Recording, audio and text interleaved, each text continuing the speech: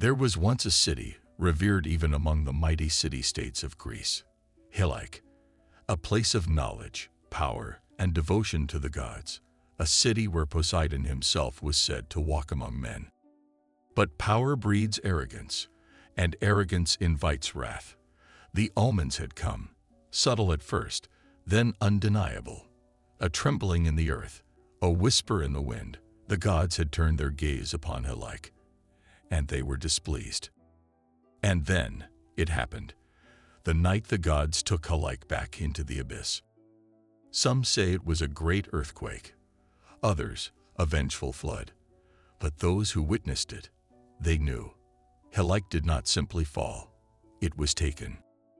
For centuries, Helike was lost, swallowed whole, its story buried beneath the waves. But now its ruins have been found. And with them, questions remain. What else lies beneath? What knowledge was lost? And most terrifying of all, did Helike truly vanish, or is something still waiting beneath the sea? Long before its destruction, Helike was no ordinary city. It was a center of power, trade, and worship, one of the richest and most influential cities in all of Greece. Here, scholars debated the cosmos, artisans crafted marvels, and priests held dominion over a faith as old as time itself. But Helike's true strength came from its devotion to the god of the sea, Poseidon. It was said that the city's priests held a sacred knowledge, rituals passed down through generations, secrets that allowed them to commune with the very forces of nature.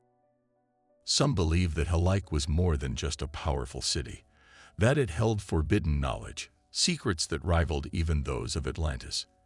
And like Atlantis, its hubris would become its downfall. The ancients spoke of signs before the fall of great cities, strange omens, sudden calamities. In the days before Helike was swallowed, the animals fled, as if sensing the wrath of the gods.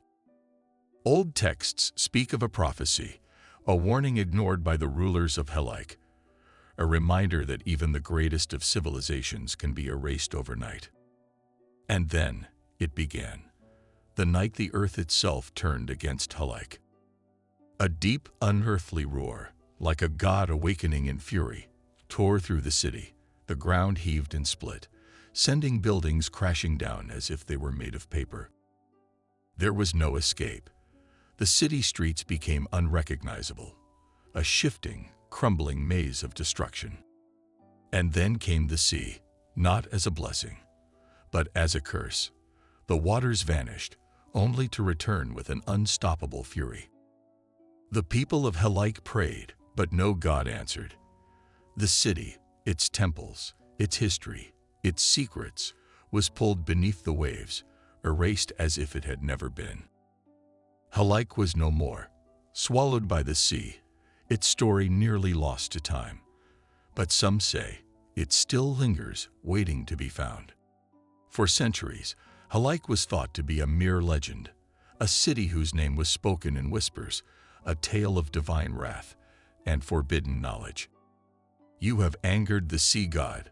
The waves will claim what was once sacred. The ground will shatter beneath our feet. We must atone before it is too late. A warning ignored, a prophecy forgotten.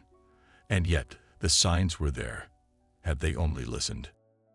And now, centuries later, Helike calls out once more. Modern explorers venture into the abyss, seeking proof of the lost city. But what they find is unsettling. I don't understand. This structure, it's too intact. It's as if something is keeping it frozen in time. Some say Helike was buried, but never truly gone. That it lies beneath the waves, untouched, as if something watches over it, something waiting. The sea speaks. Some claim to hear whispers, unnatural sounds rising from the deep. Could it be the echoes of the lost city, or something else entirely? But perhaps Helike was not merely lost to tragedy, but by design. Were its people truly cursed, or did they uncover something they were never meant to find? The fate of Helike is not just a story, it is a warning. A city that thrived only to disappear overnight, swallowed by the very elements it once worshipped. But what does this mean for us? The hubris of Helike's rulers, ignoring signs, dismissing warnings, led to its downfall. And yet, are we any different today? Do we ignore the warnings of nature, of history, of the past calling out to us? Some believe that Helike's destruction was not natural, but deliberate, that its people uncovered something, a knowledge too powerful to be allowed to survive. The ancients believed that water was more than an element. It was a living force, a keeper of secrets. In many traditions, water is seen as a gateway to memory, to lost knowledge, to worlds unseen.